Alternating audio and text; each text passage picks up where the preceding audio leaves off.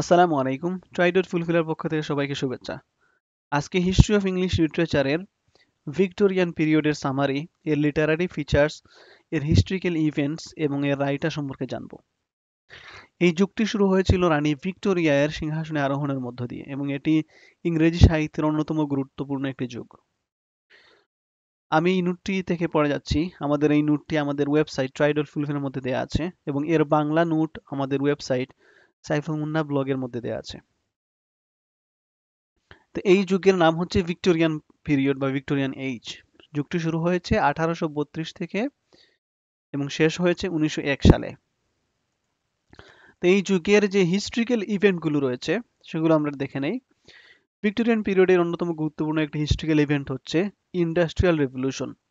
আমরা জানি ইউরোপে যখন শিল্প বিপ্লব হয়েছে তখনই পৃথিবীর রাজনৈতিক, সামাজিক এবং অর্থনৈতিক সব ধরনের অবস্থা পরিবর্তিত হয়েছে। তো ইন্ডাস্ট্রিয়াল রেভলিউশনটা সংঘটিত হয়েছিল রানী ভিক্টোরিয়ার সময়ে অথবা ভিক্টোরিয়ান পিরিয়ডে। তারপর হচ্ছে রিফরমেশন বিল, তারপর হচ্ছে origin of species and Crimean war. আমরা একটা একটা করে দেখি কোনটা কিরকম, কার গুরুত্ব কিরকম। প্রথমে হচ্ছে industrial revolution. Industrial revolution sparked during Victorian era. Most of the people used to live in the villages, doing farming and weaving. During the revolution, new machines took away people's jobs and a significant number of people shifted to towns. In the mid 19th century, the population living in towns grew more than 50%. Steam engines and use of steel changed the economy of England rapidly. তো industrial রিভলিউশনের একটা সাধারণ বর্ণনা দেওয়া হয়েছে এখানে। এই সময়কার সময়ে আহ, পুরো ইউরোপের চিত্রই পাল্টে গিয়েছিল এবং ইংল্যান্ডের চিত্র অন্যান্য দেশের সাথে তাল দিয়ে পরিবর্তিত হচ্ছিল। তো তখনকার সময় বেশিরভাগ মানুষ হচ্ছে গ্রামে বাস করতো। তারা কৃষক ছিল, তারা তাঁতি ছিল, আহ, তারা কাপড় বুনতো, ক্ষেত করতো, এরকম কাজ করতো। যখন হচ্ছে এই শিল্প বিপ্লব হলো তখন হচ্ছে মানুষ শহরের দিকে ঝুঁকে গেল এবং প্রচুর মানুষ শহরে আসা শুরু করে। আর এটা হচ্ছে মধ্য 19 শতক। এই সময়ে যখন আহ, শহরের মানুষ প্রায় 50% বৃদ্ধি পেয়েছিল। তো ইন্ডাস্ট্রিয়াল রিভলিউশনের মেন সূচনাটা হয়েছিল হচ্ছে স্টিম ইঞ্জিন বা বাষ্পীয় ইঞ্জিন আবিষ্কারের মাধ্যমে। যখন বাষ্পীয় ইঞ্জিন আবিষ্কার হয়েছিল তখন বিভিন্ন রকমের কারখানা গড়ে ওঠে পুরো ইংল্যান্ড জুড়ে এবং তখন হচ্ছে এই শিল্প বিপ্লব সংঘটিত হয়। আর এই শিল্প বিপ্লবের পরবর্তী সময়েই ইংল্যান্ডের অর্থনীতি আহ, দ্রুত হারে বাড়তে থাকে এবং তারা একসময় পৃথিবীর অন্যতম একটি উন্নত রাষ্ট্রে পরিণত হয়। এটা হচ্ছে ইন্ডাস্ট্রিয়াল রিভলিউশন। তারপর হচ্ছে রিফরমেশন বিল। রিফরমেশন বিল হচ্ছে ইংল্যান্ডের ইতিহাসের অন্যতম একটি ঘটনা। তো এখানে কি হয়েছিল? The reformation bill was brought to enhance the voting rights of male property owners and working class people in 1832 and 1867 consecutively. তো এটি একটি আম, সংসদীয় বিল, যে বিল পাশ করার মাধ্যমে যারা হচ্ছে বাড়িঘরের মালিক, সে সমস্ত বাড়িঘরের মালিক যারা পুরুষ রয়েছে শুধু তাদেরকে ভোট দেওয়ার অধিকার দেওয়া হয়েছিল, যেটি আগে ছিল না। এবং হচ্ছে যারা শ্রমিক শ্রেণীর মানুষ তারাও তখন হচ্ছে ভোটের অধিকার পায় এই বিলগুলোর মাধ্যমে। তো এই বিল দুইবার সংগঠিত হয়। এটা হচ্ছে 1832 সালে, যেটা হচ্ছে মেল প্রপার্টি ওনারদের জন্য, এবং ওয়ার্কিং ক্লাস পিপুলের ভোটিং রাইট পায় তারা হচ্ছে 1867 সালে, এই দুইটি সালে। তারপর অন্যতম একটি গুরুত্বপূর্ণ হিস্ট্রিক্যাল ইভেন্ট হচ্ছে অরিজিন অফ স্পেসিস, এই বই প্রকাশ। আমরা জানি হচ্ছে মানুষ কি আদম এবং হাওয়া থেকে এসেছে নাকি বানর থেকে পরিবর্তিত হয়েছে, এটা নিয়ে বিশদ তর্ক বিতর্ক রয়েছে পৃথিবীতে এখন পর্যন্ত। এবং এটি শুরু হয়েছিল এই অরিজিন অফ স্পেসিস বইয়ের মাধ্যমে। এটি লিখেছিলেন হচ্ছে চার্লস ডারউইন। তো এই হিস্ট্রি আমরা অনেকেই জানি, কিন্তু এই হিস্ট্রির মাধ্যমে যে পৃথিবীর ইতিহাস, বিশেষ করে আমাদের এই আলোচ্য কান্ট্রি ইংল্যান্ডের ইতিহাস বদলে গিয়েছিল। এই দেশের মানুষ পূর্ববর্তী সময়ে অনেক ধার্মিক ছিল, তার ধর্মপরায়ণ ছিল। এই দেশের অনেক মানুষ ক্যাথলিক ছিল প্রথমে, তারপর হচ্ছে চার্চের মধ্যে দ্বন্দ্ব লেগে তখন ক্যাথলিক প্রোটেস্টান্ট দুই ভাগে ভাগ হয়ে যায়। একসময় একটি পুরো প্রোটেস্টান্ট কান্ট্রিতে পরিণত হয়, ক্যাথলিকদেরকে বের করে দেওয়া হয় এই দেশ থেকে। তারপরে হচ্ছে যখন এই অরিজিন অফ স্পেসিস বইটি পাবলিশ হয় চার্লস ডারউইনের মাধ্যমে, তখন মানুষ ধর্ম থেকে বিচ্যুত হওয়া শুরু হয়, কারণ এই বইয়ের মাধ্যমে অনেকটা ধর্মের সাথে সাংঘর্ষিক একটা অবস্থায় নিয়ে যায় আম, এই থিওরিটি। তো এই থিওরিটি কিভাবে পরিচালিত হয়েছিল আমরা এখানে দেখি। In 1859 Charles Darwin published his book on the origin of species from observation of finches in Galapagos islands covering 1831 to 1836। তো এখানে এটা বলা হচ্ছে যে 1859 সালে চার্লস ডারউইন তিনি এই বইটি প্রকাশ করেন, অরিজিন অফ স্পিসিস। তিনি হচ্ছে 1831 থেকে 1836 সাল এই সময়কালে গালাপাগোস আইল্যান্ড, এটা হচ্ছে হচ্ছে প্রশান্ত মহাসাগরীয় কিছু দ্বীপপুঞ্জ, এই দ্বীপগুলোতে তিনি এই সময়টা কাটান এবং সেখানে বিভিন্ন রকমের প্রাণী নিয়ে গবেষণা করেন। গবেষণার পরে তিনি ফিঞ্চেস নামক এক ধরনের পাখি, তাদের নিয়ে গবেষণা করেন তিনি। এই গবেষণার ফলাফল স্বরূপ তিনি বই লিখেন অরিজিন অফ দ্য স্পিসিস। তিনি এখানে প্রমাণ করেন যে পৃথিবীর প্রাণীগুলো একটা প্রজাতি থেকে অন্য প্রজাতিতে রূপান্তরিত হয়, এবং সেটার ভিত্তি ধরেই বলা হয়েছিল যে মানুষও বানর থেকে রূপান্তরিত হয়েছে মানুষ নামক প্রাণীতে। It has an enormous impact in Victorian society, introducing a wall between religion and science. তো ইংল্যান্ড হচ্ছে একটি খ্রিস্টান দেশ। খ্রিস্টানদের বিশ্বাস মতে আদম এবং হাওয়া তারা বেহেশ থেকে পৃথিবীতে এসেছিলেন, এবং আসার পরে হচ্ছে এই পৃথিবীতে মানব জাতির সূচনা হয়েছিল। কিন্তু এই বই আসার পরে চার্লস ডারউইন তিনি প্রমাণ করার চেষ্টা করেন যে মানুষও পরিবর্তিত হয়ে তৈরি হয়েছে, তারা সরাসরি বেহেশ থেকে পৃথিবীতে আসেনি। তখন হচ্ছে খ্রিস্টান ধর্ম এবং বিজ্ঞান তখনকার সময়ে মুখোমুখি অবস্থান নেয়, এবং প্রচুর পরিমাণে মানুষ তারা হচ্ছে সন্দেহপ্রবণ হয়ে ওঠে এবং এক সময় তারা ধর্ম থেকে বিচ্যুত হয়ে যায়। এটা হচ্ছে huge significant movement of the history of England. এবং এখন পর্যন্ত ইংল্যান্ডের একটি হিউজ নাম্বার অফ পপুলেশন, বলা যায় ধর্মীয় সম্প্রদায়ের মধ্য থেকে সর্বোচ্চ সংখ্যক মানুষ তারা হচ্ছে এথেইস্ট, নাস্তিক, অথবা হচ্ছে তারা অপ্রমাণিত নাস্তিক। নিজেরা নিজেদেরকে বলে না নাস্তিক, কিন্তু তারা কোনো ধর্ম পালন করে না, অথবা হচ্ছে কোনো ধর্মতে পরিপূর্ণ বিশ্বাস করে না। এরকম মানুষ রয়েছে এই দেশে বেশিরভাগ। তারপরে ভিক্টোরিয়ান যুগের অন্যতম একটি হিস্ট্রিক্যাল ইভেন্ট হচ্ছে ক্রাইমিয়ান ওয়ার। আমরা জানি ক্রাইমিয়া হচ্ছে ইউক্রেন এবং রাশিয়ার মধ্যবর্তী একটা জায়গা, একটা দ্বীপের মতো একটা অঞ্চল। এটি হচ্ছে বর্তমানে রাশিয়ার দখলে রয়েছে, রাশিয়া দখল করে নিয়েছে। তো এই ক্রাইমিয়া নিয়ে 1854-56 সালে আরেকটি যুদ্ধ হয়েছিল, এবং সেই যুদ্ধ কি নিয়ে হয়েছিল আমরা এখানে দেখি। Russian influence over the regions of Ottoman empire or Usmani Caliphate, Middle East, Holy Land or Mediterranean East caused the Crimean War। তো এই যুদ্ধের মূলত যে বিষয়বস্তু ছিল সেটা হচ্ছে অটোমান এম্পায়ারের যে ভূমধ্য সাগরীয় যে অঞ্চলগুলো রয়েছিল সেইগুলোর নিয়ন্ত্রণ নিয়ে, সেইগুলোর মালিকানা বা কর্তৃত্ব নিয়ে বিভিন্ন দেশ তারা সংঘাতে জড়িয়ে পড়েছিল। আর সেটার মূল ভিত্তি ছিল হচ্ছে রাশিয়ান ইনফ্লুয়েন্স। রাশিয়া চেষ্টা করছিল মুসলিম খেলাফতের অংশ যে দেশগুলো রয়েছে, বিশেষ করে হচ্ছে মধ্যপ্রাচ্য বা মিডল ইস্ট, মিডল ইস্টে তাদের কর্তৃত্ব তৈরি করতে। তখন হচ্ছে পশ্চিমের যে দেশগুলো রয়েছে তাদের কর্তৃত্ব সেখানে বাধাপ্রাপ্ত হচ্ছিল, এবং তারা সেখানে বিরোধিতা করে একসময় একটা যুদ্ধের রূপ নেয়। তো এখানে অনেকগুলো প্লেসের কথা বলা হয়েছে। প্রথমে হচ্ছে অটোমান এম্পায়ার, যেটাকে উসমানি খেলিফেট বা উসমানীয় সাম্রাজ্য অথবা হচ্ছে উসমানি খেলাফত বলা হয়, যেটার অংশ ছিল হচ্ছে মিডল ইস্ট, মধ্যপ্রাচ্য, বর্তমান আরব পেনিনসুলা। তারপরে হোলি ল্যান্ড, এটা বলতে বোঝায় যে জেরুজালেম বা ফিলিস্তিন।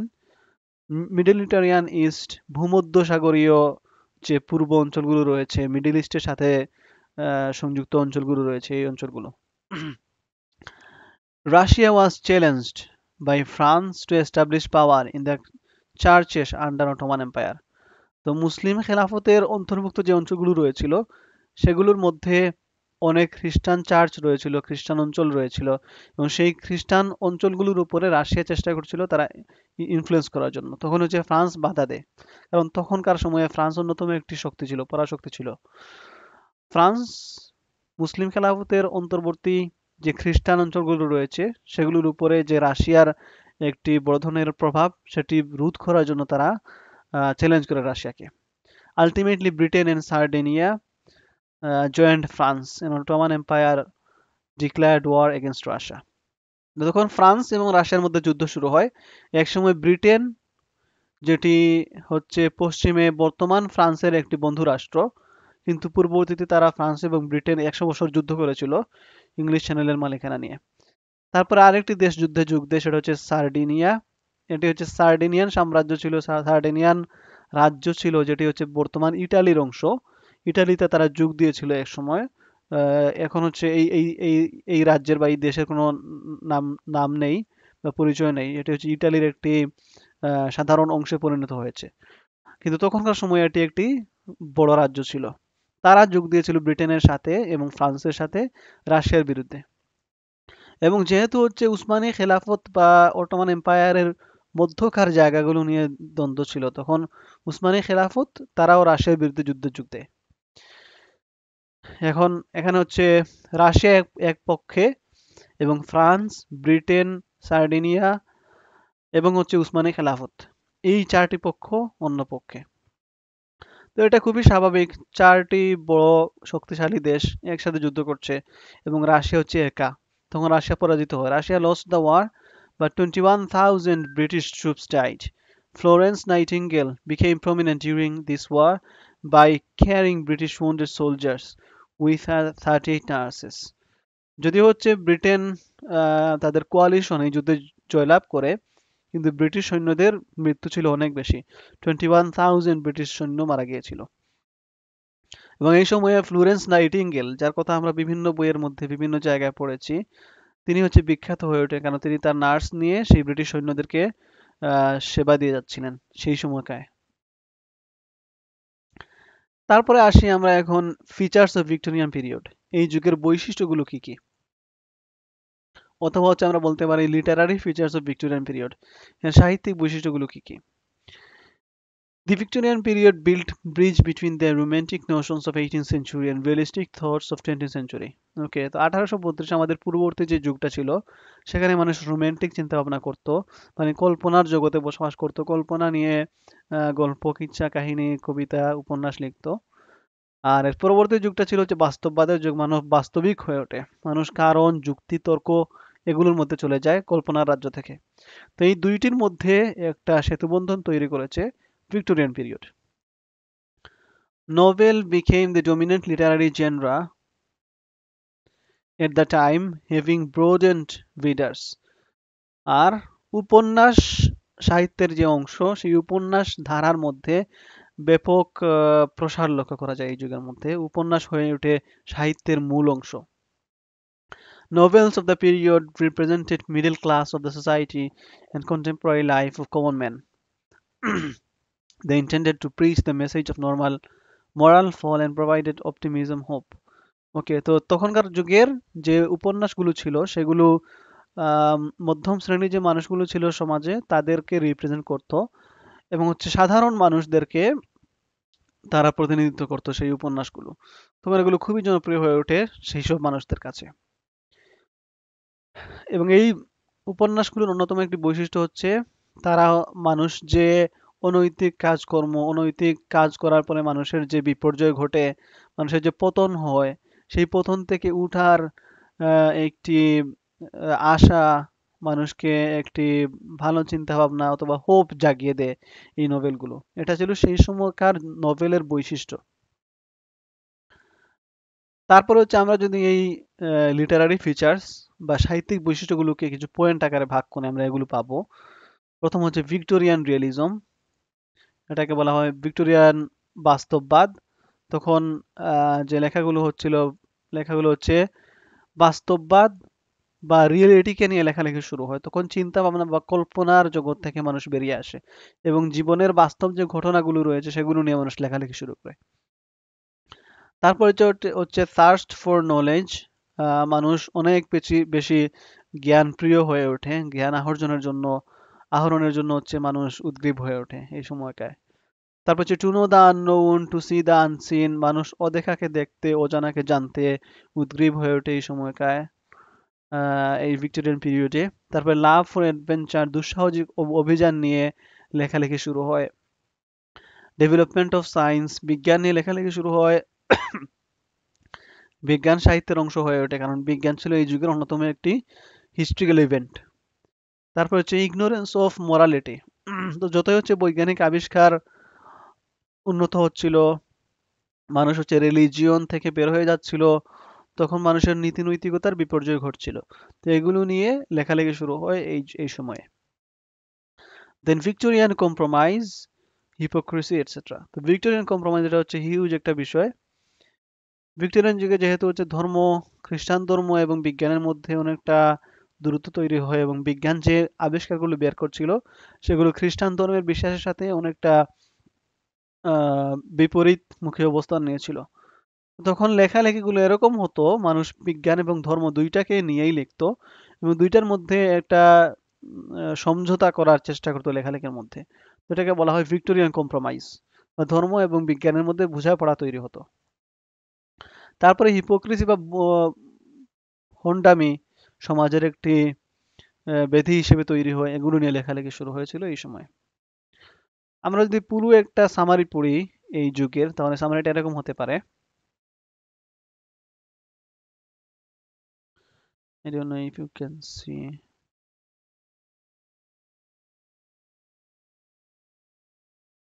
Okay. The Victorian period is one of the most remarkable periods in English literature. The duration of this period is from 1830 to 1901. This period is named after Queen Victoria, who reigned over England from 1837. তো Victoria, রানী Victoria, তিনি 1837 সালে এই দেশের রানী হন, কিন্তু romantic যুগটা শুরু হয়ে গিয়েছিল 1832 সালে। তার রানী হওয়ার অনেক দিন আগে থেকে এই যুগ শুরু হয়েছিল। কেন হয়েছিল? The Victorian period began in 1832 because the literary features of the new age became obvious in 1932. The Victorian যুগের যে লেখালেখির ধারা ছিল বা ধরন ছিল, সেই ধরনগুলো শুরু হয়ে গেছিল 1832 সাল থেকে, রানী ভিক্টোরিয়ার সিংহাসনে আরোহণের আগে থেকেই। এজন্য 1832 সাল থেকে এই ভিক্টোরিয়ান যুগ ধরা হয়। The Victorian period has a great contribution in history of English literature. The Victorian age is called the age of Tennyson. তো টেনিসন একজন অন্যতম লেখক এই যুগের, এবং টেনিসনের লেখালেখিটা এতটাই রিপ্রেজেন্টেটিভ বা প্রভাবশালী ছিল যে এই যুগকেও বলা হয় এজ অফ টেনিসন। আবার এই যুগকে যদি আমরা ছোট ছোট দুইটা ভাগে ভাগ করি, তখন এই যুগকে আমরা ভাগ করতে পারবো এরকম: the pre Raphaelites period and the aesthetic period. The pre-Raphael period, that 12 years from 1848 to 1860, is called the age of the pre-Raphaelites because in this period the artistic follow the art forms used before the period of Raphael. তো Rafael একজন ব্যক্তি, তিনি হচ্ছে Italian একজন artist ছিলেন।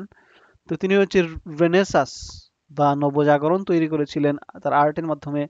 তো Rafael পূর্ব যে যুগটা, সেটাকে বলা হয় দ্য প্রি রাফায়েলাইটাইজ পিরিয়ড। কারণ হচ্ছে এই যুগে 1848 থেকে 1860 সাল, এই সময়কায় হচ্ছে রাফায়েল পূর্ব যুগের যে শৈল্পিক ধরন ছিল, অথবা আর্টিস্টিক যে জেনরা ছিল, সেটা ফলো করা হতো এই সময়ে।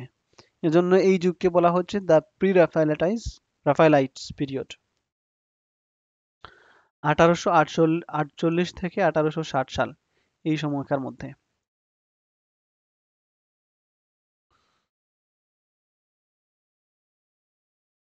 তারপরে হচ্ছে the এইস্থেটিক period.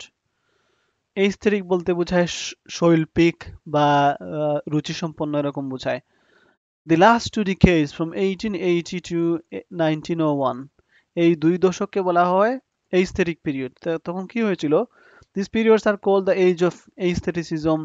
These decades are called the decadence because there was a decay of the Victorian spirit and standards in these years.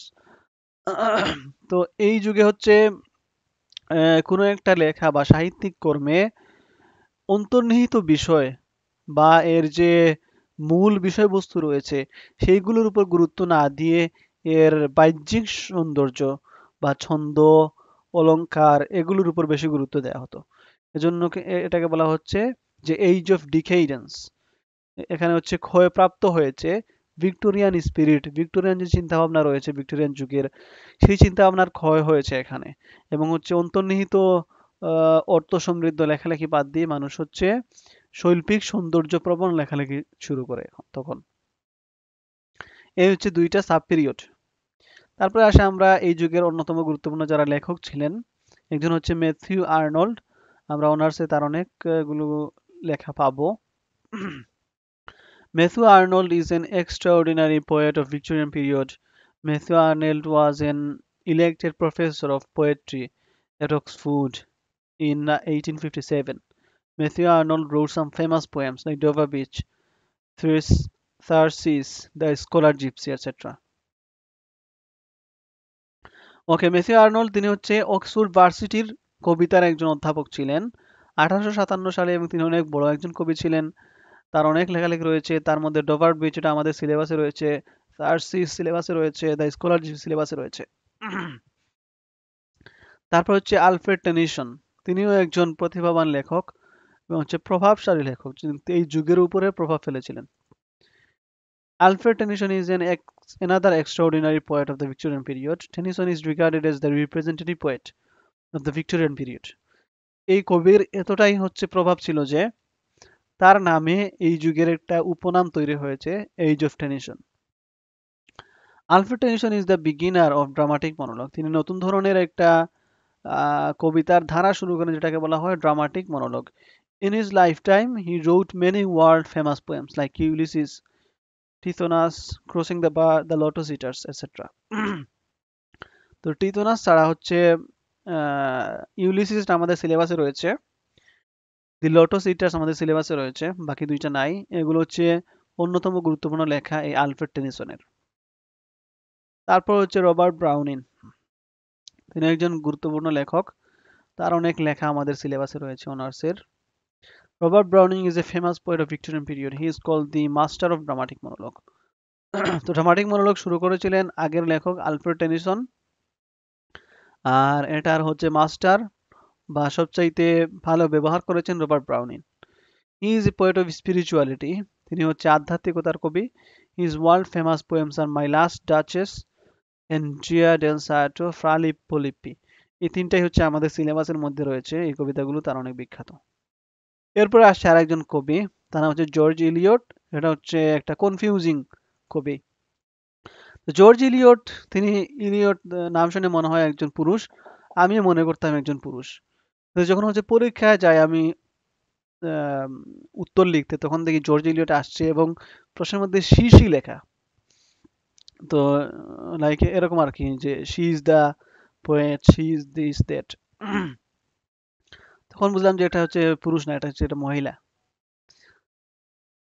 তো George Eliot's full name is Mary Ann Evans. তিনি নাম পরিবর্তন করেছিলেন, কারণ হচ্ছে তখনকার যুগে মহিলারা লিখলে তাদেরকে দাম দেওয়া হতো না, তো পুরুষের নাম দিয়ে লেখালেখি শুরু করেন। তিনি সামাজিক মূল্য পাওয়ার জন্য, অথবা হচ্ছে একজন ভালো কবি হিসেবে প্রতিষ্ঠা পাওয়ার জন্য, কারণ মহিলা কবিদের দাম ছিল না তখনকার সময়। She was an English poet novelist of Victorian period. George Eliot's 7 most famous novels are The Meal on the Floss, Scenes of Clerical Life, Adam Beatty, Silas Marner, Romola, Middlemarch. তো আমাদের হচ্ছে সাইলাস মার্নার, এটা হচ্ছে আমাদের একটা কবিতা রয়েছে, এটি হচ্ছে মহাকাব্য, অনেক বড় একটা কবিতা। তো জর্জ ইলিয়ট, তার নাম মেরিয়ান ইভান্স, তিনি অনেক বড় একজন কবি ভিক্টোরিয়ান যুগের। তার অনেকগুলো কবিতা রয়েছে, এখানে আমরা দেখলাম। এর মধ্যে একটা হচ্ছে সাইলাস মার্নার, আমাদের সিলেবাসের মধ্যে রয়েছে। তো এটা হচ্ছে ভিক্টোরিয়ান যুগের সংক্ষিপ্ত সামারি। এই সামারিগুলো যদি মনে রাখা যায় তাহলে হচ্ছে এই যুগের যে কোনো প্রশ্ন আসলে আমরা এই সামারি থেকেই উত্তর তৈরি করে দিতে পারবো পরীক্ষায়। তো হিস্ট্রি অফ ইংলিশ টিচারের পরীক্ষার প্রশ্নের উত্তর দেওয়ার অন্যতম একটা গুরুত্বপূর্ণ পদ্ধতি হচ্ছে সামারিগুলো ভালো করে মনে রাখা। যদি সামারি আমি ভালো করে মনে রাখি তাহলে হচ্ছে এই সামারি থেকে আমি ইনফরমেশন নিয়ে একটা উত্তরের শুরু এবং শেষ সাজিয়ে ফেলতে পারবো, এবং মধ্যখানে হচ্ছে যে প্রশ্ন করা হয়েছে সেই প্রশ্ন উত্তর দিতে পারবো। তখন একটা কম প্রিপারেশন নিয়ে একটা ভালো উত্তর লেখা যায়। তো এই যে সামারিগুলো রয়েছে, এটার ইংলিশ ভার্সন আমাদের ইংলিশ ওয়েবসাইটে দেওয়া আছে, বাংলা ভার্সন আমাদের বাংলা ওয়েবসাইটে দেওয়া আছে, সেগুলো দেখে দেখে থেকে পড়তে পারবে। ধন্যবাদ সবাইকে। যদি মনে করো এই ভিডিওটি অনেকটা গুরুত্বপূর্ণ, শেয়ার করতে পারো নিজেদের ফ্রেন্ডদের সাথে এবং কমেন্টে জানাতে পারো কিরকম হয়েছে। ধন্যবাদ সবাইকে।